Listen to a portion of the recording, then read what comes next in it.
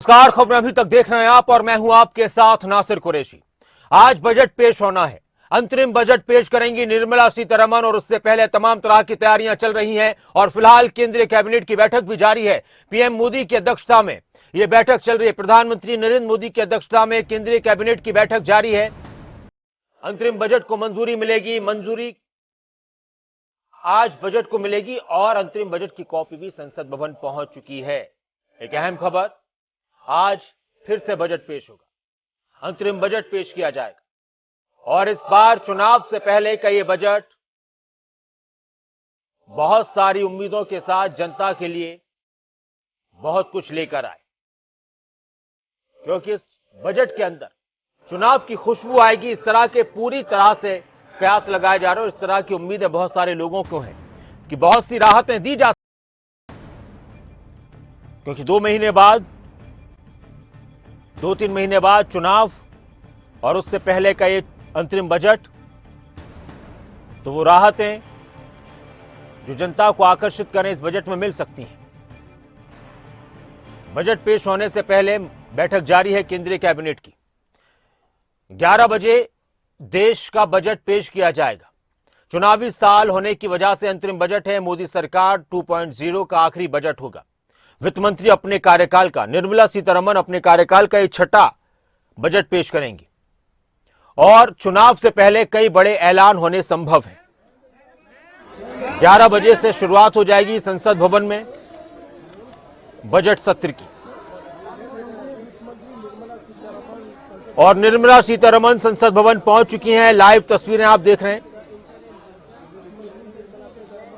और एक और बात यह भी है कि नए संसद भवन में पहली बार बजट पेश किया जाएगा। देश का नया संसद भवन और नए संसद भवन में पहली बार बजट पेश किया जाएगा और ये बजट की वो कॉपी अशोक चिन्ह के साथ, वो लाल वही खाता जिसके अंदर छिपा है पूरा राज कि इस बार बजट में क्या कुछ खास रहने वाला है। उम्मीदें बहुत सारी हैं। क्या कोई राहत मिलेगी टैक्स में? हालांकि इस तरह की उम्मीद तो है कि कोई बढ़ोतरी नहीं होने वाली। और तस्वीर आप देखिए, पहुंच रहे हैं कागजात, बजट की कॉपियां। बारिश भी हो रही है दिल्ली में। हल्की ठंड और बारिश की, ठंड तो बहुत ज्यादा है और बारिश की फुहारों के बीच देश का अंतरिम बजट पेश होगा और इस अंतरिम बजट में चुनाव की खुशबू पूरी तरह से नजर आएगी।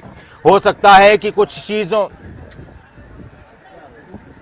और सबसे बड़ी बात यहां पर यह है कि इस चुनाव में इस बजट को लेकर तड़का देखा जा सकता है।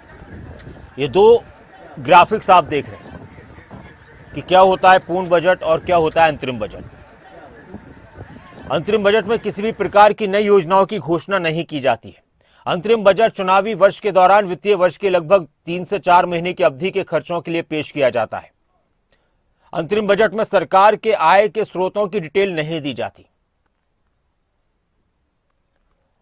इसे अगली सरकार के गठन से पहले के लिए सरकार के जरूरी खर्चों के लिए पेश किया जाता है, जिसमें चुनाव जैसे खर्चों को भी शामिल किया जाता है। अंतरिम बजट अगले लोकसभा चुनाव और पिछले लोकसभा की समाप्ति के वर्ष में पेश किया जाता है। यानी ये चुनाव तक का ये बजट है और उसके 1 आध महीने तक का। फिर उसके बाद नई सरकार बजट पेश करेगी। आम चुनावों से ठीक पहले अंतरिम बजट पेश किया जाता है। संसद में बिना किसी चर्चा के पेश किया जाता है, जिसे वोट ऑन अकाउंट भी कहते हैं। अंतरिम बजट में पिछले वित्तीय वर्ष के आय और व्यय के एक सामान्य विवरण को पेश किया जाता है। यह बजट केवल सरकार की आवश्यक सेवाओं को जारी रखने के लिए पेश किया जाता है। अंतरिम बजट, ये बहुत अहम जानकारियां कि इस बजट को अंतरिम बजट क्यों कहा जाता है। तो वही पूर्ण बजट के बारे में आपको मालूम है कि नई योजनाओं की घोषणा की जाती है। केंद्रीय से बजट के 2 अलग अलग भाग होते हैं, जिसमें एक सरकार के खर्चों के बारे में होता है और दूसरा सरकार की तरफ से अलग अलग उपायों के माध्यम से धन जुटाने की योजनाओं पर आधारित होता है। पूर्ण बजट संसद में बहुमत प्राप्त सरकार की तरफ से पेश किया जाता है और उस पर चर्चा भी होती है। तो आज वित्त मंत्री निर्मला सीतारमण अंतरिम बजट पेश करेंगी और मोदी सरकार के दूसरे कार्यकाल का ये आखिरी बजट होगा।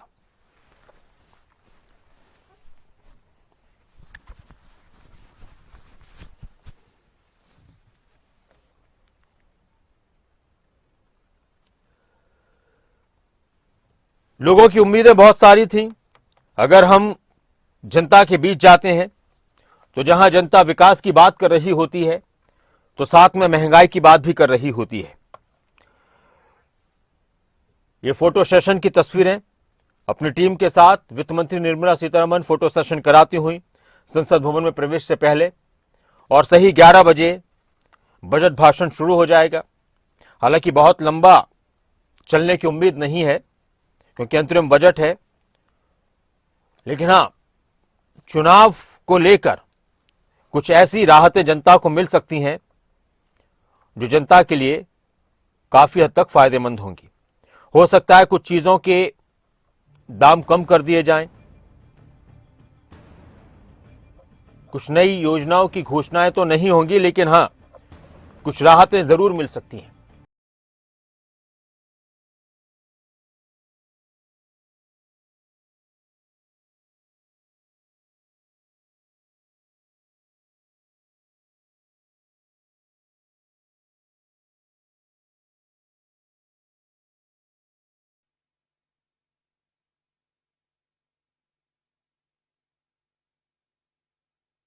जिसके अंदर छिपा है पूरा भाषण, और इस बजट में इस बार क्या कुछ जनता के लिए खास रहने वाला है, ये देखने वाली बात होगी।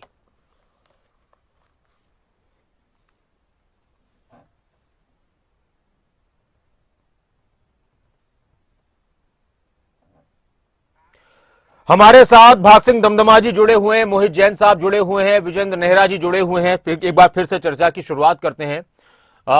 सबसे पहले मोहित, बहुत बहुत स्वागत है आप सभी का, नमस्कार। मोहित जैन जी,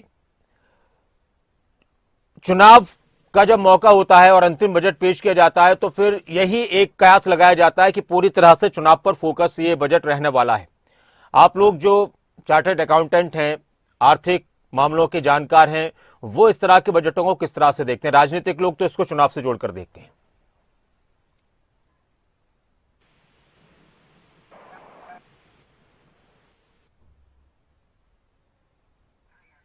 मोहित जैन जी, आवाज नहीं आ रही शायद।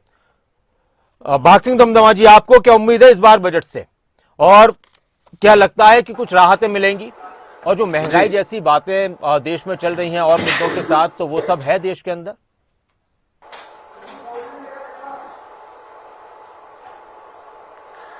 देखिए, जिस प्रकार से ये बजट अंतरिम बजट है हमारा, और जो मोदी सरकार है सेकेंड पार्ट है उसका अंतिम बजट है अब तक का, जिस प्रकार से पहले ही काफी हद तक क्लियर हो चुका है कि इस बजट के अंदर महिलाओं को, युवाओं को और किसान और गरीबी के ऊपर इस बजट का ज्यादातर फोकस रहेगा। तो इसमें साथ ही साथ अब देखिए, युवाओं को साथ अगर हम जोड़कर रखें तो युवाओं के बेहतर भविष्य के लिए कोई ना कोई इसके अंदर, क्योंकि अंतरिम बजट है जो चुनाव तक ही होगा, और जैसा आपने बताया कि नई सरकार के गठन तक रहेगा, और महिला सशक्तिकरण जिसके ऊपर कोई इस प्रकार की योजना महिलाओं के लिए इसमें आ सकती है जो पूरी तरह से महिलाओं को आत्मनिर्भर बनाने के अंदर सहयोग रहेगा। और गरीबी की बात करें तो गरीबों के ऊपर जिस प्रकार से सरकार पहले दिन से प्रयासरत है कि देश के अंदर जो जितने भी गरीबी रेखा से नीचे हैं या गरीबी में जीवन यापन कर रहे हैं, उनका स्तर किस प्रकार से ऊपर उठाया जाए, उसके ऊपर भी इसमें उसका भी एक झलक देखने को मिलेगी हमें। और किसान जो पिछले काफी समय से काफी समस्याएं जूझ रहे थे, जिस प्रकार से केंद्र सरकार और किसानों में टकराव रहा है काफी हद तक, उस प्रकार कोई इस प्रकार की किसानों के लिए लाभकारी योजना इसमें आ सकती है जिससे किसान मजबूत होगा। क्योंकि जिस प्रकार जिक्र चलता आ रहा था कि देश ने अभूतपूर्व तरक्की की है, 5वीं अर्थव्यवस्था हमारा देश बना है इस टर्म के अंदर, पूरी के अंदर, और आप मानिए कि इंग्लैंड और ब्राजील जैसे देश, फ्रांस जैसे देश, कनाडा जैसे देशों को पछाड़ कर 5वें नंबर पर हमारा देश पहुंचा है। तो इसमें एक विजन है पूरी सरकार का, और आदरणीय नरेंद्र मोदी जी के नेतृत्व में इसमें भी कोई दो राय नहीं कि अगली टर्म भी जो ये क्या कहते हैं हमारा अंतरिम बजट और पूर्ण बजट भी अगली हमारी सरकार ही पूरी तरह से पेश करेगी। और जो इसके अंदर महिलाओं के साथ में इससे पहले भी मैं पहले सेशन में एक जिक्र कर चुका हूं कि ग्रामीण स्तर तक महिलाओं को किस प्रकार से मजबूत किया जाए, किस प्रकार से देश के अंदर स्वास्थ्य सेवा और एजुकेशन के ऊपर हम इस पे फोकस किस प्रकार रखें, इन सभी चीजों का एक समावेश होगा।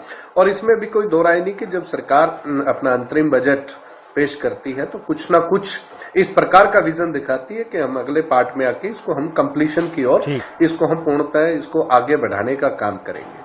तो इसमें जो हमारा ये अंतरिम बजट होगा, इस बजट के अंदर हर वर्ग का पूरी तरह से ध्यान रखकर ही इस बजट को पेश किया जाएगा। और जिस प्रकार से चुनावी वर्ष भी है और जो पिछला जितना भी है आमदन व्यय खर्चे इन चीजों को अलग रखकर ये बजट आएगा, जिसके अंदर चुनावी खर्चे भी होंगे। और जो हमारी विकास दर है, जिस प्रकार से अभी हमारे जो एक्सपर्ट है वो बता रहे थे, वो 7.3% के पास हमारी विकास दर पहुंची है।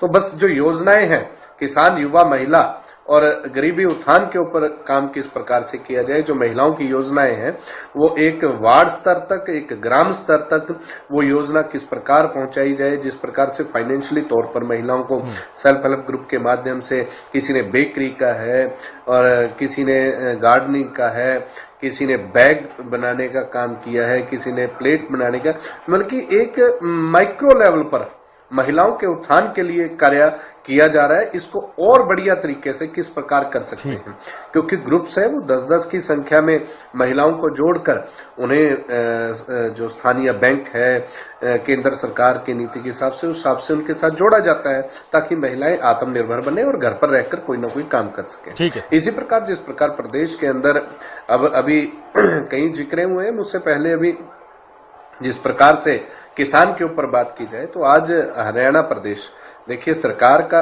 पार्ट है, केंद्र में सरकार है हमारी और प्रदेश में भी सरकार है, तो योजनाओं को लागू करने के लिए बड़ा इजी वे रहता है।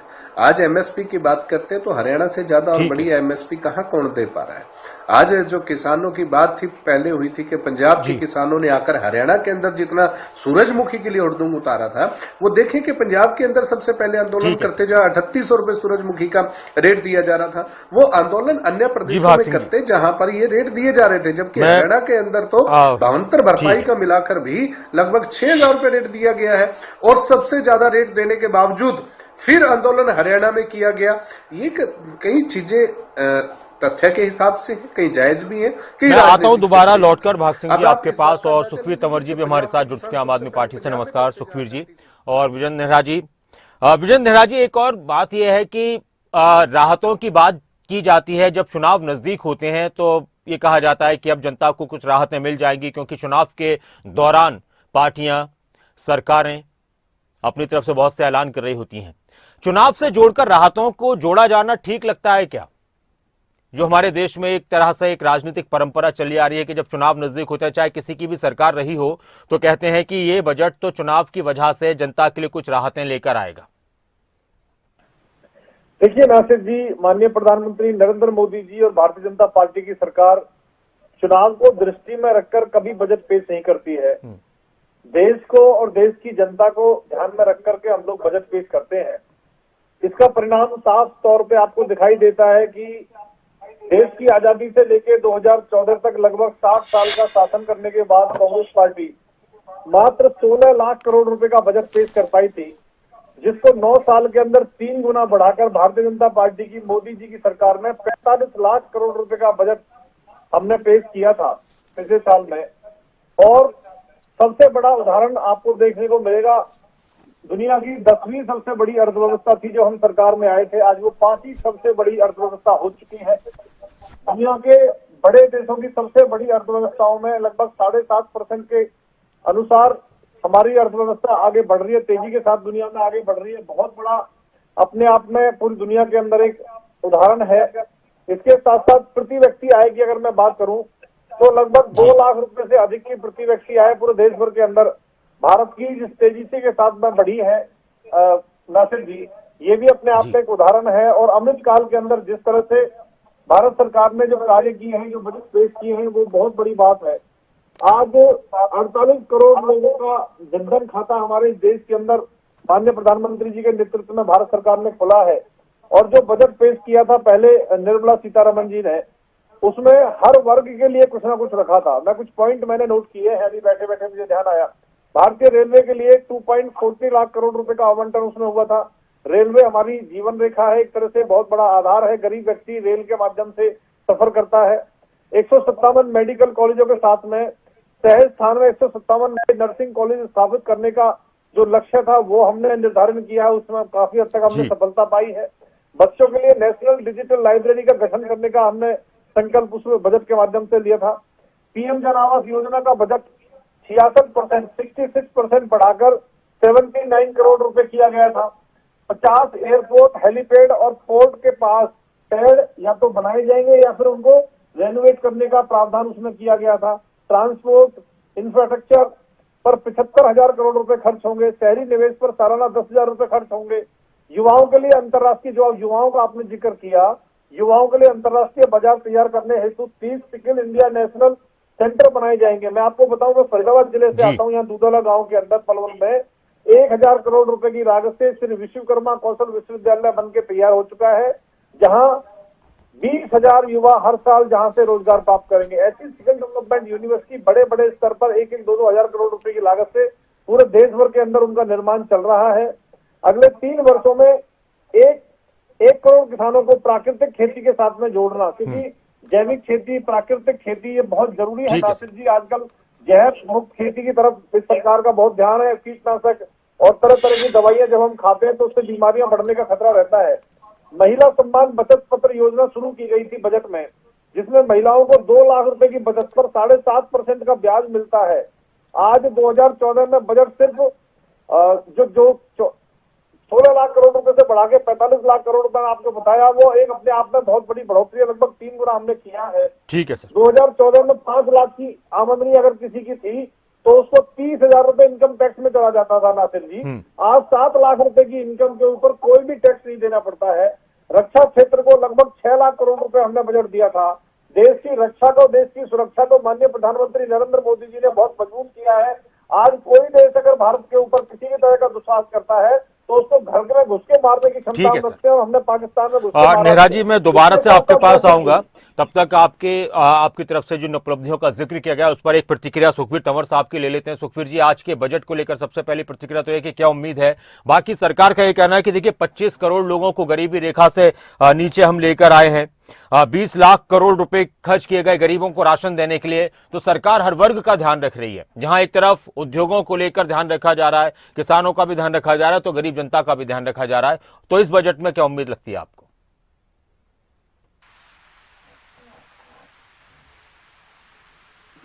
सर्वप्रथम तो बजट नहीं है, ये सिर्फ और सिर्फ अनुदान मांगे पूर्ण करने के लिए आगामी 3 महीने में भारत सरकार के जो खर्चे वो कैसे निकले, ये उससे संबंधित है। और इसमें ऐसा कोई जादू का पिटारा खुलने वाला नहीं है, मेरा ये कहना है। बाकी वो जब आएगा तब उस वक्त भी आप देख लीजिएगा।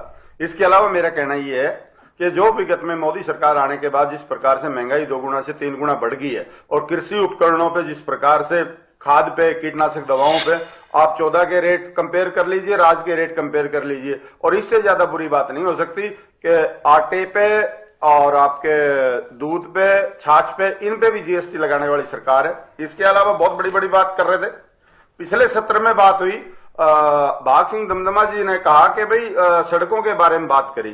तो मेरा कहना यह है कि जिस तरह से पीपीपी मोड पे सड़कें बनाई गई है और जिस प्रकार से लोगों को टोल जिस तरह से देना पड़ता है सड़कों पे, तो ये कोई इनका कुछ नहीं है। इन्होंने सिर्फ और सिर्फ ये जनता की जेब ढीली करके ये सारे काम किए हैं। इसके अलावा हम बात करें, बड़े बड़े ढोल पीटे जा रहे हैं। अरे अगर आपकी अर्थव्यवस्था और ये सारी चीज इतनी ठीक है, फिर आपने लगभग संस्थाओं का जो पीएसयूज थे उनका निजीकरण कर दिया, देश नहीं बिकने दूंगा बोलकर सारी की सारी जो संस्थाएं थी वो अपने पूंजीपति मित्रों के हवाले कर दी। इसके अलावा लगभग जो इनकी जो घोषणाएं हैं वो नकली घोषणाएं हैं। और अभी ये बड़ी नेहरा जी बात कर रहे थे स्वामीनाथन पे तो इनको बोलने का मतलब ही नहीं है। ये कई बार ही कहते हैं कि स्वामीनाथन खुद कह चुके हैं। देखिए, हम किसी भी चर्चा परिचर्चा में नहीं पड़ते। सिर्फ आप ये बताएं, क्या माननीय मोदी जी ने C2+50 में न्यूनतम समर्थन मूल्य पर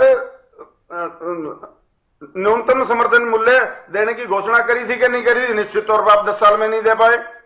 और इसके अलावा जब तीन काले कानून आए और उन पर जिस प्रकार से सरकार वापस गई, उस वक्त वायदा किया गया था देश के किसानों से कि हम न्यूनतम समर्थन मूल्य गारंटी कानून बनाएंगे। निश्चित तौर पे नहीं बना पाए।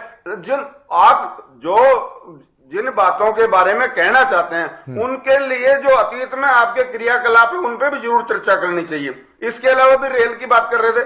मैं आपको बताना चाहता हूं नासिर जी, जो भी रियायतें थी रेल में, वो सारी की सारी समाप्त कर दी हैं। ये इन्होंने रेलवे में किया है। और इसके अलावा आज रेल दुर्घटना कोई बड़ा मुद्दा नहीं है। इससे बड़ी विफलता सरकार की नहीं हो सकती। और स्किल इंडिया की बड़ी बात कर रहे थे।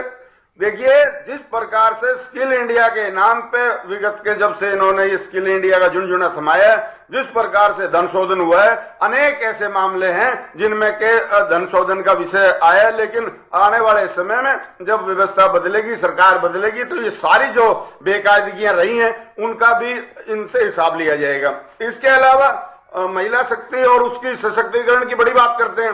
जो सरकार अपने एक सांसद बृजभूषण शरण सिंह, उसको जिसने असंख्य महिला खिलाड़ियों के साथ जिस तरह से यौनाचार के मसला आया और उसको जिस तरह से संरक्षित किया, हमने सबने देखा।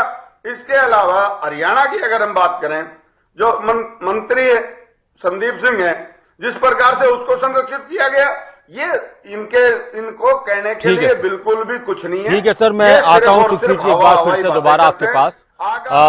हम चर्चा को आगे बढ़ाएंगे, लेकिन उससे पहले केंद्रीय राज्य मंत्री राव इंद्रजीत का एक बयान आया है, उनका क्या कुछ कहना है, एक बार वो भी सुन लेते हैं। Budget will be all progressive and for the development of the country. The budget will be all progressive and for the development of the country. Bhagchand Damdama जी, तंवर साहब की तरफ से कि किसानों के लिए जो होना चाहिए था कि हम ये कर रहे हैं वो कर रहे हैं, वो अलग बात है, लेकिन जिस चीज का वादा किया गया था वो वादे तो पूरे नहीं हुए। एमएसपी को लेकर जो गारंटी कानून बनना था, जिसको लेकर वादा किया गया था, और जो चीजें निकलकर सामने आ रही थी, वो सब कुछ महिलाओं को लेकर उन्होंने सवाल उठा दिए कि एक तरफ महिलाओं के आरक्षण की बात तो होती है, लेकिन दूसरी तरफ महिलाओं की सुरक्षा को लेकर कोई बड़े कदम नहीं उठाए जाते। नेहरा जी। नासिर भाई देखिए, अच्छा चलिए, भाग सिंह जी, प्रकार से एमएसपी है। हेलो, ठीक है, भाग सिंह जी आप जवाब दे दीजिए, एक ही बात है दोनों में से कोई भी, मैं आपके पास भी आ रहा हूं। एमएसपी पे जो केंद्र सरकार, हाँ जिस प्रकार से एमएसपी के ऊपर केंद्र सरकार ने एक नियम पूरी तरह से लागू, जब एमएसपी बनाई जाती थी तो उसके ऊपर मैक्सिमम सपोर्ट प्राइस जो होता था, उसके ऊपर एक नियम बनाया जाता था कि इस हिसाब से किसानों की फसल खरीदी जाएगी, और एक रूपरेखा तय की थी कि किसानों को उनकी फसल का लागत से 2 गुना किस प्रकार से उनको प्राइस दिया जाए। आज देखिए कि हमारे सीधे जो हाथ में आज वर्किंग है वो प्रदेश हरियाणा के अंदर हमारी वर्किंग है। आज यदि केंद्र सरकार ने एमएसपी का एक जारी किया है तो हरियाणा प्रदेश पूरे देश में तकरीबन एमएसपी को लागू करने में सबसे ऊपर है हमारा। आज किसी भी फसल का आप किसी भी राज्य से आसपास के आप यदि कंपेयर करेंगे तो 90 और 95% हरियाणा के प्राइस सबसे बेटर मिलेंगे। जो भी एमएसपी जारी होती है, हरियाणा प्रदेश उसको लागू करने का काम करता है। हमने उसके साथ ही भावांतर भरपाई के अंदर जितनी फसल सब्जियों को उसके अंदर लेने का काम किया है, हमने उन फसलों के तहत भी प्रदेश के किसान को उन्नत करने का काम किया है। मैंने अभी कुछ मिनट पहले आपको एक छोटा सा उदाहरण दिया था कि इस देश के अंदर किस प्रकार का सिनेरियो बनाया जा रहा है। मैं उस बात में जाऊंगा तो राजनीतिक बात कही जाएगी कि किसान के लिए 55 साल कांग्रेस और हुड्डा साहब का जो राज रहा है, प्रदेश की ही बात करें तो ये क्यों नहीं लागू कर पाए थे स्वामीनाथन आयोग की रिपोर्ट। हमने तकरीबन स्वामीनाथन आयोग की रिपोर्ट के तकरीबन 90% बिंदु हमने वो लागू किए हैं प्रदेश अपने यहाँ पर। तो उसके हिसाब से उन्नत किसान किस प्रकार से बने। यदि किसी प्रदेश के अंदर पंजाब में 3800 रुपए सूरजमुखी को मूल्य मिलता हो और हरियाणा प्रदेश उसको 6,000 दे रहा हो, तो क्या 3800 रुपए वाला हरियाणा प्रदेश में आके आंदोलन करेगा कि मूल्य ठीक किए जाएं? सबसे पहले उनको अपने मूल राज्य पंजाब के अंदर ये आंदोलन करना चाहिए था कि आप 3800 दे रहे हो, हरियाणा सबसे ज्यादा दे रहा है इस समय। इस प्रकार से यदि आप विरोध करने की ही सोच के रखिए कि हमने तो विरोध ही करना है, आंकड़े भी कुछ कहते हैं। आज यदि उस मूल्य के ऊपर उस समय राजस्थान में इनकी गवर्नमेंट थी, राजस्थान के अंदर से राजस्थान में ये मूल्य लागू करते। मेरे कांग्रेस भाइयों से एक विनती जरूर रहेगी कि जहां आपकी गवर्नमेंट वैसे तो बची नहीं है, कुछ एक जगह आपकी बची हुई है, वहां एक ऐसा मॉडल स्थापित करें कि उसका पूरा देश देखिए, ये कहें कि हम ठीक कर रहे हैं तो पूरा देश देखकर इनकी तरफ झुकता क्यों नहीं है। एक ऐसा मॉडल और एक ऐसा मापदंड स्थापित करें ताकि हमारी गवर्नमेंट को आप दिखाएं तो सही कुछ करके। कुछ और सवाल हमने और ये थोड़ी किया देर है, बाद आप फिर ये बजट कीजिए, पेश हम किया जाएगा। किसान के लिए एक छोटे से ब्रेक के बाद नेहरा जी आपके पास और सुखवीर तंवर जी आपके पास मैं आऊंगा और हमारे साथ चार्टर्ड अकाउंटेंट मोहित जैन भी जुड़ जाएंगे। तो छोटे से ब्रेक के बाद जल्द लौटते हैं चर्चा। थोड़ी देर बाद देश की वित्त मंत्री निर्मला सीतारमण एक बार फिर से बजट पेश करने वाली हैं और उनके नाम एक और रिकॉर्ड जुड़ जाएगा। वो मोरारजी देसाई के साथ साथ, यानी सिर्फ मोरारजी देसाई थे देश के अंदर वित्त मंत्री के रूप में जिन्होंने 6 बार बजट पेश किया, अब निर्मला सीतारमण भी उसी जगह पर आकर खड़ी हो जाएंगी। आज बहुत सारी उम्मीदें तो हैं जनता को, लेकिन जानकार मान रहे हैं कि ज्यादा उम्मीदें करने की जरूरत नहीं है क्योंकि अंतरिम बजट है। लेकिन उससे पहले कुछ तस्वीरें आपको दिखाते हैं। निर्मला सीतारमण जिन्होंने मुलाकात की देश के राष्ट्रपति से, और इस दौरान की ये तस्वीर द्रौपदी मुर्मू के साथ, और राष्ट्रपति ने उनको दही चीनी खिलाकर, जो एक शगुन होता है, एक परंपरा होती है, उनको रवाना किया कि जाइए अब आप बजट पेश कीजिए। और हमारे साथ हमारे मेहमान भी जुड़े हुए हैं। बीजेपी से विजेंद्र नेहरा जी जुड़े हुए हैं, जेजेपी से भाग सिंह दमदमा जी जुड़े हुए हैं, आम आदमी पार्टी से सुखवीर तंवर साहब जुड़े हुए हैं और मोहित जैन साहब हमारे साथ जुड़े हुए हैं, चार्टर्ड अकाउंटेंट हैं। तो ये तस्वीर एक अच्छी सी तस्वीर है, खूबसूरत सी तस्वीर, लेकिन बजट में कितनी खूबसूरती और कितनी सुंदरता और कितनी राहतें नजर आएंगी, या फिर ज्यादा राहतों के बारे में सोचना इस बार बेकार है। दावे बहुत सारे किए जाते हैं सरकार की तरफ से, विपक्ष की तरफ से सवाल बहुत सारे उठाए जाते हैं, लेकिन जनता को इस दौरान क्या मिलता है हकीकत में वो मायने रखता है। तो चर्चा की शुरुआत करते हैं, एक बार फिर से मेहमानों के पास चलते हैं। मोहित जैन साहब, एक बात मैं आपसे जानना चाहता हूं कि एक आर्थिक जानकार के मुताबिक इस बजट से आपको क्या उम्मीद है और जनता को कितनी उम्मीद करनी चाहिए? अगर कोई राहत जनता को मिलनी चाहिए इस अंतरिम बजट में, तो आपके हिसाब से वो क्या होनी चाहिए? निर्मला सीतारमण जी द्वारा जो उनका कार्यकाल का यह आखिरी और अंतरिम बजट होगा मोदी सरकार का, ये एक चुनौतीपूर्ण बजट हो सकता है क्योंकि आने वाले चुनाव 2024 में सरकार का लक्ष्य हो सकता है आज के बजट को पेश करना, संसद के पटल पर रखना। तो आज सरकार के लिए सबसे बड़ी जो एक चुनौतियों जिसको हम कह सकते हैं कि ये सही बात है कि आज के बजट में बहुत ज्यादा महत्वपूर्ण घोषणाएं नहीं हो सकती हैं, पर जितनी भी घोषणाएं आज सरकार के द्वारा बजट में की है वो कहीं ना कहीं चुनाव के मद्देनजर रख सकती है, क्योंकि हर सरकार चाहती है कि वो सत्ता में वापसी करे, पुनः अपनी सरकार का गठन करे और अपना सरकार द्वारा अगली 5 वर्षीय योजना के लिए चलाए। तो आज देखा जाए, जब हमने कल देखा था राष्ट्रपति जी का अभिभाषण, जिसमें उन्होंने 4 शब्द बोले जो अपने आप में बहुत महत्वपूर्ण थे, ज्ञान, गरीब, युवा, अन्नदाता और नारी। तो मुझे लगता है कहीं ना कहीं अंदेशा है आज के बजट को लेते हुए कि इन 4 वर्गों का खासकर ध्यान रखा जा सकता है, जिसमें जो कृषि क्षेत्र से जो किसान भाई आते हैं वो हमारी जीडीपी का एक बहुत बड़ा हिस्सा है। 72% जनरली देखा जाता है जो अपना कंट्रीब्यूशन एक तीनों सेक्टर में मिलाकर प्राइमरी सेक्टर जो एग्रीकल्चर सेक्टर है उसका रहता है। तो कहीं ना कहीं आज किसान भाई को, किसान वर्ग को, कृषि वर्ग को मद्देनजर रखा जा सकता है, क्योंकि ऐसा जब मोदी सरकार द्वारा पिछले कार्यकाल का अंतरिम बजट जो पीयूष गोयल जी द्वारा किया था, उसमें भी किसान निधि योजना का जो शुभारंभ किया गया था वो इसी मद्देनजर, ताकि किसान भाइयों को खुश मतलब एक लोक लुभावना चीज दिया जा सके। तो कहीं ना कहीं आज कृषि क्षेत्र में एक बहुत बड़े ऐलान या बहुत बड़ा घोषणाएं उनको देखने को मिल सकती है। मुझे एक बात मैं और पूछना चाहता हूं कि हमारे देश में एक और वर्ग है, मध्यम वर्ग, मिडिल क्लास। वो वर्ग अपने आप को कहता है कि हमें हमेशा उपेक्षित किया जाता है, वो सबसे ज्यादा अपने आप को परेशान महसूस करता है।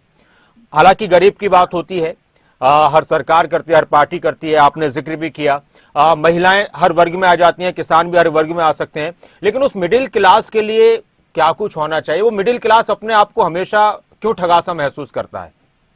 ये बिल्कुल सही बात है कुरैशी जी, आपने बहुत अच्छी बात कही है कि जो मध्यम वर्गम, जो मिडिल क्लास फैमिली है, वो कहीं ना कहीं ये सोचती है कि मुझे बजट में क्या मिलेगा। देखिए, ऐसा है कि आज जो बजट पेश किया जाएगा, किस मंत्रालय को कितना रुपया दिया गया, किस मंत्रालय के लिए क्या अनुदान में राशि दी गई, उसके लिए कहीं ना कहीं मिडिल क्लास फैमिली को कोई मतलब नहीं है कि उसने क्या दिया क्या नहीं दिया। उसको मतलब होता है कि आज जो उसको टैक्स पे करना है, उसके ऊपर कितना भार कम हुआ आने वाले वर्षों को टैक्स पे करने के लिए। तो कहीं ना कहीं देखा जाए कि आज के बजट को देखते हुए मिडिल क्लास फैमिली के लिए कहीं ना कहीं आज महत्वपूर्ण घोषणाएं सिर्फ ये हो सकती हैं जो पिछली बार सरकार चूक गई या कह सकते हैं नहीं कर पाई, कि जो 2 रिजाइम चलते हुए आ रहे हैं, एक ओल्ड रिजाइम है, एक न्यू रिजाइम है, तो उसमें कहीं ना कहीं जो ओल्ड रिजाइम में जो एटीसी की डिडक्शन जो 1.5 लाख रुपए पिछले 3 सालों से थी, उसको बढ़ा के कहीं ना कहीं 1,80,000 या 1,75,000 रुपए वहां पर किया जा सकता है। रही बात नौकरी पेशे वालों की, तो नौकरी पेशे वालों के लिए भी कहीं ना कहीं आज देखा जाए तो जो स्टैंडर्ड डिडक्शन 50,000 रुपये है, उसको बढ़ा के 75,000 रुपये की जा सकती है, ताकि उनको भी एक राहत मिले, उनको भी लगे कि हाँ भाई सरकार ने उनके लिए भी सोचा, क्योंकि नौकरी पेशा वाला एक बहुत बड़ा वर्ग आज भारत में अपना अनुदान दे रहा है, अपना कहीं ना कहीं सहयोग दे रहा है भारत की जीडीपी को आगे बढ़ाने के लिए। और देखा जाए तो सरकार आज महिला सशक्तिकरण के ऊपर कोई महत्वपूर्ण कदम शायद उठा सकती है। जो सेल्फ हेल्प ग्रुप्स है या जो अन्य प्रकार के जो विमेन एम्पावरमेंट है, उसको बढ़ावा देने के लिए, क्योंकि आज की जो महिला, आज जो हमारे भारत की महिला शक्ति है, वो ये जानती है कि जो अपना वो चुनाव में जब अपना मत का उपयोग करते तो वो स्वतंत्र है अपने मत को उपयोग करने के लिए। तो वो कहीं ना कहीं सरकार आज उनके ऊपर भी अपना ध्यान केंद्रित कर सकती है आज के बजट को पेश करने के लिए संसद भवन में। जी विजय नेहरा जी, थोड़ी देर बची हुई है और वित्त मंत्री के पिटारे से क्या कुछ निकलेगा वो थोड़ी देर बाद पूरे देश को पता चल जाएगा। बाकी ये सभी जानते हैं कि बहुत ज्यादा उम्मीद है, क्योंकि अंतरिम बजट है तो करने की जरूरत नहीं है। लेकिन जो सवाल सुखबीर तंवर जी उठा रहे थे कि सरकार सिर्फ दिखावा करती है, सिर्फ बातें करती है और बजट में भी जो घोषणाएं की जाती हैं उस पर अमल तो किया ही नहीं जाता। Please stay on the line. रखा है, कृपया लाइन पर। आपकी आवाज नहीं आ पा रही, शायद आपका जी विजेंद्र जी, शायद फोन आपने होल्ड पर कर दिया है कुछ।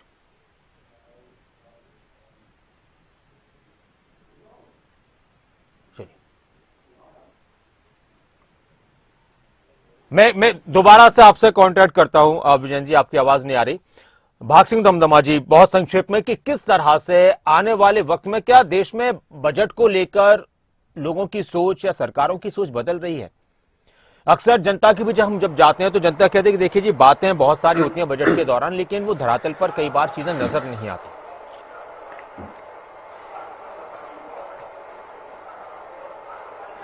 नहीं, देखिए, इसमें कोई दो राय नहीं। अगर हम देखिए किसी भी बजट को यदि कंपेयर किया जाता है, ये तो अंतरिम बजट है। पूर्ण बजट था जो 2023 में हमारा बजट था, उसके अंदर अंत्योदय के तहत प्रत्येक परिवार में जो गरीबी रेखा में आते थे उनको मुफ्त राशन का था, जिसका खर्च पूरा केंद्र सरकार ने उठाया।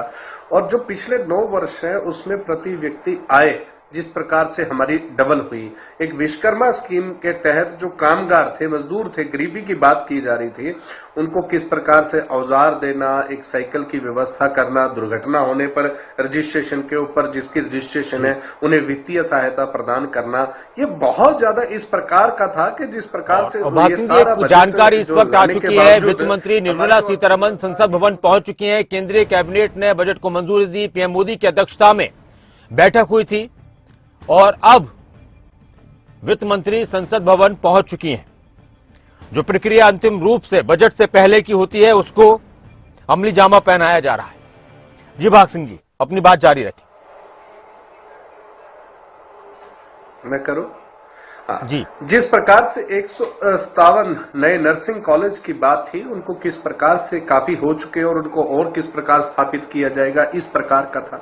और जो कोविड के टाइम पे सबसे बड़ा पूरी दुनिया में एक टूरिज्म के तौर पर घाटा हुआ था, उस घाटे को किस प्रकार से पूरा किया जा सके, ये भी देखने को हमें मिल सकता है कि जो क्योंकि टूरिज्म इस हर देश के लिए काफी ज्यादा फायदेमंद है इस प्रकार का कि लोग टूरिस्ट के तौर पर आते थे, लेकिन वो जो कोरोना के अंदर टूरिस्ट इंडस्ट्री डैमेज हुई थी उसको किस प्रकार से हम खड़ा कर पाए, इस प्रकार की व्यवस्था है। और फाइनेंशियली लिटरेसी बढ़ाने के लिए एनजीओज वगैरह का किस प्रकार से सहयोग लिया जाए, क्योंकि वो एक ग्राउंड लेवल पर हमारे काम करते हैं।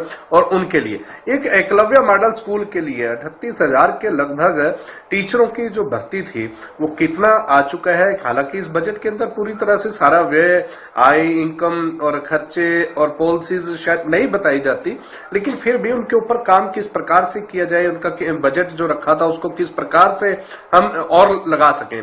हमारे जिस प्रकार देश के अंदर जेल में अंदर कैदी वगैरह थे, इनको किस प्रकार से उनको कानूनी सहायता दी जाए, कोई पढ़ना चाहते हैं उनको पढ़ाई के लिए किस प्रकार से उनको शिक्षित किया जाए, जो बाल कैदी या कोई भी कैदी अगर पढ़ना चाहे तो इस प्रकार की कई व्यवस्थाएं की गई थी। जिस प्रकार महिला सशक्तिकरण के ऊपर हम चर्चा, महिला सशक्तिकरण के ऊपर हम पूरी तरह से चर्चा कर चुके हैं। 100 से ज्यादा राष्ट्रीय स्तर की जो परिवहन परियोजनाएं हैं उसको इम्प्लीमेशन किस प्रकार से हमने 23 के अब तक किया है, ये सारी चीजें इसके ऊपर आएगी जो किसी किसान स्टार्टअप के लिए है। अब देखिए हरियाणा के अंदर, अब यहाँ की बात करें तो किसान को जब ट्यूबवेल की यूनिट का है लगभग 40 या 50 पैसे बिजली, ये ना के बराबर किसान को दी जा रही है, तो किसान उत्थान के लिए ही काम है जिस प्रकार से। तो और भी किसान को जिस प्रकार जी भाग सिंह जी, पहले भी बात हो रखी थी, मैंने रजत भाई को ये नहीं कहा था कि आपने गलत कहा है इस बारे में, मैंने सिर्फ इतना कहा था कि जो 2 एकड़ के किसान हैं उनको 6,000 रुपए जो सहायता दी जाती है वो कहीं ना कहीं उन्होंने कोई बीज लाना है, कई बार कोई ट्रैक्टर से काम करना है, तो सरकार का प्रयास है कि आप 6,000 से लगा लीजिए। पूरे देश के किसानों में जब बटेगा तो दोबारा से आऊंगा भाग सिंह जी, कितनी ज्यादा पड़ जाती है। तो 14 करोड़ से ज्यादा लोगों को 14 करोड़ से ज्यादा लोगों का जनधन खाता और 9.5 करोड़ लोगों को एलपीजी कनेक्शन देना, आदिवासियों के लिए 15,000 करोड़ का पैकेज लेकर आना, ये इस प्रकार की सरकार की योजनाएं हैं। ठीक है सर, जिन योजनाओं नेहरा जी कुछ कह रहे हैं फिर, क्योंकि अब वक्त ज्यादा नहीं बचेगा। जी नेहरा जी, 45 केंद्रीय कानूनों में तंवर जी के पास और किया गया, अपराधों को नियंत्रित करने के लिए सुनवाई जल्दी हो, उन कानूनों में बदलाव किया गया है। जी नासिर भाई नासिर जी आवाज आ रही है आपको मेरी? जी भाई नासिर भाई जी, भाग सिंह जी आता हूं मैं दोबारा से, एक प्रतिक्रिया नेहरा जी। हेलो, देखिए नासिर जी, आपने अभी आपको आवाज आ रही है फिर से मेरी? जी आ रही है आपकी आवाज, आप बोलिए। मैं नासिर जी ये कह रहा था कि आपने अशोक तंवर जी का जिक्र कर दिया था, तो अशोक तंवर जी तो भारतीय जनता पार्टी में शामिल हो चुके हैं एक डूबते हुए जहाज को छोड़ करके, और आप पार्टी के रूप में हरियाणा प्रदेश के अंदर उनको पता था कि कोई अस्तित्व इनका है नहीं, हर चुनाव में इनकी जमानत जब्त होती है। और अभी 5 राज्यों के चुनाव में भी केजरीवाल जी ने घूम घूम के कहा था मैंने अगर काम किया तो वोट देना, नहीं तो मुझे हरा देना। जनता ने सिर्फ हराया नहीं, उनकी जमानत जब्त कराई, इनको नोटा से भी कम वोट दिए हैं। तो इनका हरियाणा प्रदेश के अंदर कोई अस्तित्व है नहीं। जहां तक कांग्रेस पार्टी का विषय है नासिर जी, इन्होंने अपने शासनकाल के अंदर कुछ किया नहीं, कुछ करते तो जनता जरूर इनके बारे में सोचती। भारतीय जनता पार्टी की सरकार ने हर वर्ग के बारे में सोचा है, चाहे वो गांव है, किसान है, मजदूर है, व्यापारी है, सबके बारे में हमने सोचा है, सबके बारे में हमने काम किया है। इसी का परिणाम है कि मैं पूरी जिम्मेदारी से, पूरे विश्वास से कह सकता हूँ नासिर जी कि 2024 के इस बार ये लोकसभा चुनाव के अंदर भी और हरियाणा प्रदेश के अंदर जो विधानसभा चुनाव होंगे साल के आखिर में, दोनों जगह तीसरी बार भारतीय जनता पार्टी जनता के आशीर्वाद से हम लोग हैट्रिक बनाएंगे। और किसानों का जहां तक विषय है, मैंने आपको अभी पहले बता चुका हूँ सारी चीजें कि किसान के बारे में हमने कौन कौन से काम किए हैं। इसके अलावा सड़कों के मामला हो या फिर युवाओं का विषय हो, युवाओं को तो ईमानदारी के साथ जो सरकार ने नौकरी देने का काम किया है, 1,20,000 बेरोजगार युवाओं को जो सरकारी नौकरी ईमानदारी और योग्यता के साथ हमने दी है, 60,000 की भर्ती प्रक्रिया अभी जारी है। तो युवाओं के लिए पहले आपने देखा कितने धक्के खाने पड़ते थे एक बेरोजगार युवा को नौकरी लगाने के लिए। कांग्रेस शासनकाल में पूरे गांव को उसके नेता के पास जाना पड़ता था, एक तरह से एहसान तले वो दब जाते थे और फिर नोटों की बोली शुरू होती थी, पैसे शुरू होते थे 20 लाख, 30 लाख, 50 लाख। तो ये सब बंदर बांट को, लूट को हमारी सरकार ने खत्म करने का काम किया है। और जहां तक बजट का विषय है नासिर जी, भाजपा सरकार ने समाज के हर वर्ग को ये बजट समर्पित किया है और हम बिल्कुल भी विश्वास नहीं करते इस तरह की घोषणाएं करने में, मुफ्त की रेवड़ी बांटने में, जिससे कि खजाने पे फर्क पड़ जाए। देश में, हमारा देश सोने की चिड़िया है नासिर जी। कांग्रेस शासन काल में हमारे देश के सोने को भी गिरवी रखना पड़ गया था। आज हालत ये है कि दुनिया की सबसे तेजी से बढ़ती हुई अर्थव्यवस्थाओं में भारत की अर्थव्यवस्था शामिल है। दुनिया की सबसे बड़ी अर्थव्यवस्थाओं में हम शामिल हैं। प्रति व्यक्ति आय हमारी तेजी के साथ में बढ़ रही है।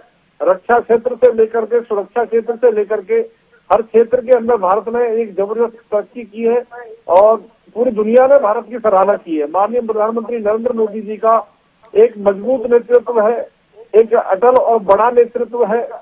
तो मैं जिम्मेदारी के साथ में आपको कह सकता हूँ कि चाहे आज हरियाणा प्रदेश के अंदर हम बात करें तो 5700 गाँव में 24 घंटा बिजली हम देने का काम करते हैं। अपने किसान को देश में सबसे सस्ती 40 पैसे प्रति यूनिट हम बिजली देने का काम करते हैं, सस्ता कर्ज देने का काम करते हैं। 50% से लेकर के नासिर जी 75% तक कृषि उपकरण के जो हमारे किसान को हम यंत्र देते हैं उन पर सब्सिडी देने का काम करते हैं। हमने डीएपी को नीम पॉकेट करने का काम किया है जिससे कि अन्य किसी चीज में उपयोग इससे ना हो, और सब्सिडी बढ़ा करके किसान को उसका हमने रेट नहीं बढ़ने दिया है। आज पंजाब का किसान अगर अपनी सूरजमुखी की फसल बेचने आता है तो हरियाणा प्रदेश के अंदर आता है। पंजाब का किसान अगर गन्ना बेचने के लिए आता है तो हरियाणा प्रदेश के अंदर आता है। ठीक है राजस्थान के अंदर अभी कांग्रेस सरकार थी कुछ समय पहले तक। जी नेहरा जी, मैं आता हूं दोबारा से आपके पास, और भी मेहमान हमारे साथ जुड़ रहे हैं, उनसे भी बात करेंगे। सुखवीर तंवर जी, उन्होंने पार्टी पर भी निशाना साध दिया कि बजट की तो बात दूर है, अब पार्टी को ही लोग नकार रही है आपकी को। तो जी जी जी, देखिए नासिर जी, विषय ये है कि जो सारे जो भारतीय जनता पार्टी और जननायक जनता पार्टी के प्रवक्ता ने बात करी, इन्होंने कई मामलों में घुमा फिरा के विगत के 3 घंटों में स्वामीनाथन कमेटी का जिक्र जरूर किया।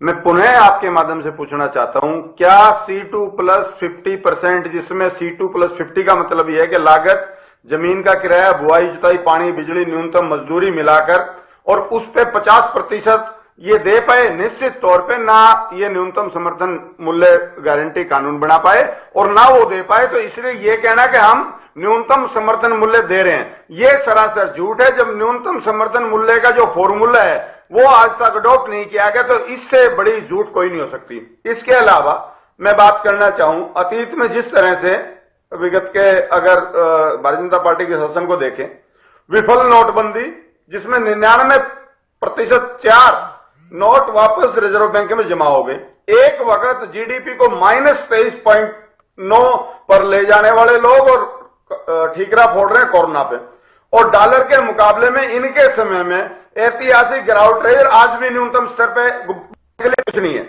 और इन्होंने कहा था काला धन ले आएंगे, 15-15 लाख रुपए हर भारतीय देंगे, वो खत्म होगी बात, वो तो मुद्दा ही बंद हो गया। और 2022 में जिस प्रकार से किसान की आय दुगनी बात करी थी करने की, वो कहां है किसान की आय दुगनी? 2 साल हो गए 2022 को खत्म हुए, और 2022 तक हर परिवार को घर देने की बात कही थी, निश्चित तौर पर विफल रहे हैं। और मैं पुनः कहना चाहता हूं, जिस प्रकार की बड़ी बड़ी सेखी बगा रहे हैं नासिर जी, मैं कहना यह चाहता हूं कि जिस प्रकार से 1962, 1965, 1971 की लड़ाइयों में भी रिजर्व बैंक के रिजर्व फंड का प्रयोग नहीं किया गया, आज शांति काल में भी मोदी सरकार ने वो तो नेहरा जी, ये बात नाम उनके मेरे मुंह से निकल गया, अशोक तंवर जी का, सुखवीर तंवर थे, तो इसलिए वो थोड़ा सा फिर मैंने उस पर खेद भी प्रकट किया कि वो आपकी पार्टी में, तो पार्टियां तो इधर उधर से लोग जाते ही, नेता जाते चुनाव के दौरान। सुनिए जी सुखवीर जी, हाँ नासिर जी सुनिए, मेरी बात पूरी नहीं हुई। विषय ये है कि आप इनके 10 साल के बजट देख लो और बजट के अनुमान देख लो, और उसके बाद उनका क्रियान्वयन देख लो, उस पर ये कुछ नहीं कहेंगे। और अभी नासिर जी बात कर रहे थे कि मैं आता हूं सर, आप 3 घंटे में बात आई, कहने का भाव यह है कि 80 करोड़ जनसंख्या को ये 5 किलो अनाज की बात कर रहे हैं, और अगर कोई जन सुविधाएं देने की बात करता है उस पर ये फ्री की रेवड़ी बताते हैं। इनका मतलब ये है कि तेरा कुत्ता कुत्ता मेरा कुत्ता टोमी, ये इस नीति के लोग हैं। अभी हरियाणा सरकार की बड़ी बात कर रहे थे, नासिर जी इनको रोके, मैं चुप हो जाऊं। लोग पसंद नहीं करते, इसलिए जमानत टोपी हर बार रहेंगी। नासिर जी जी सर, आप अपनी नासिर बात जी, जारी रखें। मैं मेरा आ रहा हूँ नेरा जी, आपके मेरा पास आ रहा हूँ मेरा बस थोड़ी सी देर में। हरियाणा प्रदेश की जनता बड़ी जागरूक है। नहीं आप इनको चुप करिए। ये कोई नेरा जी आप थोड़ा सा आप इनके विजय, बीच में बोले नेरा जी, 6 बजे की टैप रिकॉर्डर की तरह शुरू हो जाते क्योंकि हैं। आवाज समझ में सुनते नहीं लीजिए। आएगी, वैसे भी स्क्रीन पर आप लोगों की अभी तस्वीर नहीं आ रही है। जी नासिर जी, सुखबीर तंवर जी। जिस प्रकार से हरियाणा सरकार के बारे में बड़ी बड़ी बात कर रहे थे भारतीय जनता पार्टी के प्रवक्ता, मैं कहना चाहता हूं जिस प्रकार से हजारों स्कूल इन्होंने बंद किए, स्कूलों में भवन नहीं है, भवन की तो छोड़िए, महिला लड़कियों के लिए शौचालय नहीं है, और शिक्षा का निजीकरण कर दिया। इसके विपरीत हरियाणा का तो जो हाल है वो है ही है। दिल्ली और पंजाब में जो विश्व स्तरीय शिक्षा व्यवस्था है और स्वास्थ्य का ढांचा खराब कर दिया। गुड़गांव का उदाहरण बता दूं, 10 साल में एक ईंट नहीं लगी। कैसी ये बात करते हैं? और बिजली की बड़ी बात कर रहे थे। देखिए, दिल्ली और पंजाब में बिजली पूरी तरह फ्री है और आज हरियाणा में रेट सबसे ज्यादा है, और सड़कों की बड़ी ठेकी बगाड़ते हैं। पीपीपी मोड पे राष्ट्रीय राजमार्ग बने, अच्छी बात है, लेकिन हरियाणा में जिस प्रकार से सड़कों की दुर्दशा और जानलेवा सड़कें हैं वो मेरे रात से छिपी हुई नहीं है। और कृषि की बड़ी बात कर रहे थे विगत, अभी ये डीएपी को नीम कोटेड बता रहे थे, इनको पता नहीं है डीएपी नीम कोटेड नहीं होता, नीम कोटेड यूरिया होता है। विगत के 9 वर्षों में हरियाणा में जिस प्रकार से हर साल खाद की कालाबाजारी हुई है, इससे बुरी बात नहीं हो सकती। और बाजरा सरसों पे चलिए मैं आता हूँ। हमारे साथ कांग्रेस पार्टी से रमन सिंह जी भी जुड़ रहे हैं। रमन सिंह जी नमस्कार, स्वागत है आपका। नासिर भाई नमस्कार, कैसे हैं आप? मैं बढ़िया। रमन जी, क्या लगता है आज के बजट से क्या उम्मीद है? चुनावी बजट होगा, कुछ राहतें मिलेंगी जनता को? देखिए, देश की आवाम ने उम्मीद रखना इस सरकार से छोड़ दिया है। ये जग जाहिर है। पिछले कुछ समय में देख लीजिए आप, किसान भारत का अन्नदाता है, वो पीड़ित है। क्या उसकी आय दुगनी हुई? लगभग 10 साल से हरियाणा और दिल्ली के अंदर डबल इंजन की सरकार है, लेकिन किसान को अपनी फसल बेचने के लिए पहले जेल में जाना पड़ता है, फिर उसके बाद वो मंडियों में जाता है। ये जग जाहिर है। आपके मीडिया के चैनल पे काफी बार इन चीजों का जिक्र हुआ है, ये आपने दिखाया क्योंकि आपका चैनल एक प्रसिद्ध चैनल है। देश की अर्थव्यवस्था का क्या हाल है? अर्थव्यवस्था चरमचार हो चुकी है। सिर्फ बातों के सहारे ये देश चलाने की कोशिश करी जा रही है। उसके बाद आगे बढ़ते हैं। क्या हर साल 2 करोड़ रोजगार मिले? अगर ऐसे बात करें तो क्या 10 साल में 20 करोड़ युवाओं को रोजगार मिला? रोजगार की तो आप बात छोड़िए, महंगाई चरम सीमा पे चली गई है। डीजल पेट्रोल के दाम देख लीजिए, गैस सिलेंडर के दाम देख लीजिए। नासिर भाई, हालात बद से बदतर हो चुके हैं और सरकार सिर्फ एक एजेंसियों के सहारे चलाई जा रही है। आज चुने हुए लोगों को, जनता के प्रतिनिधियों को इस तरह से कैद किया जा रहा है कि पता नहीं ये कौन सा दौर आ गया। एक मुख्यमंत्री को, मिनिस्टरों को, एक चुनी हुई सरकार कुछ एजेंसियों के सहारे अपने आप को बचाना चाहती है, क्योंकि मेन मुद्दों से नासिर भाई ध्यान भटकाया जा रहा है। मैं एक बात और कहना चाहता हूं, ये लोग बड़ी बड़ी बातें करते हैं। आज हरियाणा के हालात नासिर भाई ऐसे हैं कि हरियाणा का युवा जमीनें बेच के डोंकी से, मौत के रास्ते से बाहर विदेशों में जा रहा है। हरियाणा की बात करें तो आप हर जिले से आंकड़े भी अगर लो तो आपका एक प्रसिद्ध चैनल है, कम से कम लाखों बच्चे नासिर भाई जमीन बेच के विदेशों में पलायन कर चुके, क्योंकि रोजगार नहीं बचा। नशा हरियाणा में चारों तरफ फैला हुआ है। चर्चा इस पे नहीं होगी क्योंकि ये लोग भागते हैं हमेशा। और जहां तक रहा बजट का सवाल, ना ही देश को इन्होंने पहले कुछ दिया। आज महंगाई कहां जा चुकी है। कोई भी देश में ऐसा माहौल नहीं है कि जिसमें किसान हो, युवा हो, व्यापारी हो, कर्मचारी हो, खुश हो। नहीं, जो सरकार की कमियां हैं उनको छुपाने के लिए कुछ एजेंसियों का सहारा लेके अपने आप को सिर्फ बचाने की बात करी जाती है। अभी मेरे साथी बीजेपी के नेहरा साहब बोल रहे थे, मैं उनको बड़े धैर्य से सुन रहा था। उन्होंने बात की हरियाणा में रोजगार की। इनके तो खुद सेक्रेटरी के यहाँ करोड़ों रुपए पकड़े गए थे। हमने विधानसभा के पटल पे उस बात को बड़ी जिम्मेदारी से उठाया और इन्होंने उस पे मुकदमा भी दर्ज किया था, लेकिन आज तक जांच कहां है। जिस प्रांत के अंदर 30 से 35 बार पेपर लीक हुआ हो, कैंसिल हुआ हो, वो प्रांत के अंदर चुनी हुई सरकार कैसे सरकारी नौकरियों पे बात कर सकती है? आपको मैं एक चीज और बताना चाहता हूं।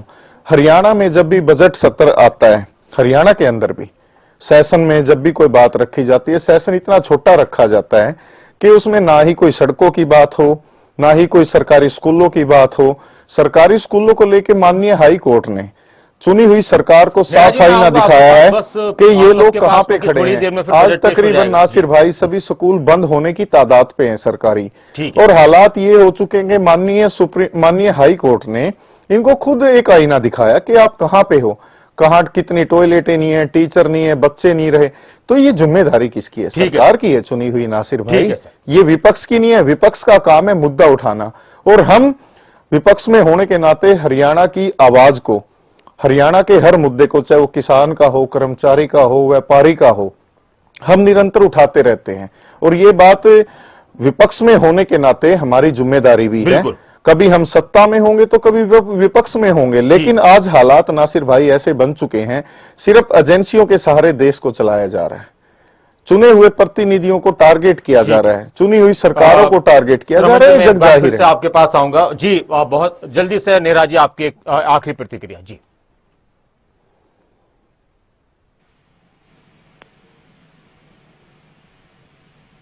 गांधी जी की पार्टी के जी जैन साहब, मैं आता हूं आपके पास जी। कि अर्थव्यवस्था के विषय में जो उन्होंने बात की, जो 10वें नंबर की अर्थव्यवस्था थी आज वो 5वें नंबर की अर्थव्यवस्था बन गई है। उनको शायद जानकारी नहीं है इस विषय की। और जहां तक वो बात कर रहे हैं, अभी उन्होंने हेमंत सोरेन की तरफ इशारा किया होगा, तो सेना की जमीन को बेच करके जो भ्रष्टाचार से पैसा कमाता है उसको अगर जेल में नहीं होना चाहिए तो कांग्रेस पार्टी के नेता बताएं कि उनको कहाँ होना चाहिए। हमारी सरकार ने नासिर जी गांव गरीब किसान मजदूर के लिए, महिला व्यापारी और युवा के लिए, हर किसी के लिए काम किया है। और जहां तक इन्होंने तमाम तरह की जो बातें की हैं, इनको पता होना चाहिए कि हरियाणा प्रदेश की जनता ने आपके भ्रष्टाचार को देखा है। आपके भूपेंद्र सिंह हुड्डा जी आज भी ईडी के दफ्तरों के चक्कर काट रहे हैं, उनका नंबर भी कभी भी आ सकता है जो भ्रष्टाचार उन्होंने किया है इसको लेकर के। ये सरकार भ्रष्टाचारियों को नहीं बख्शेगी। और जहां तक बात है देश के जनता की सेवा करने की, जनता ने हमें दूसरी बार मौका दिया है, तीसरी बार फिर जनता मौका देगी। ठीक है सर, मैं कांग्रेस से उम्मीद ये रहती है कि विपक्ष से क्योंकि अब थोड़ी देर में बजट पेश होने वाला है। बस मैं एक छोटे से ब्रेक के बाद अगर मौका मिला तो मैं जरूर आ रहा हूं आपके पास जैन साहब, जल्दी से लौट रहे हैं 1-2 मिनट के एक ब्रेक के बाद बस।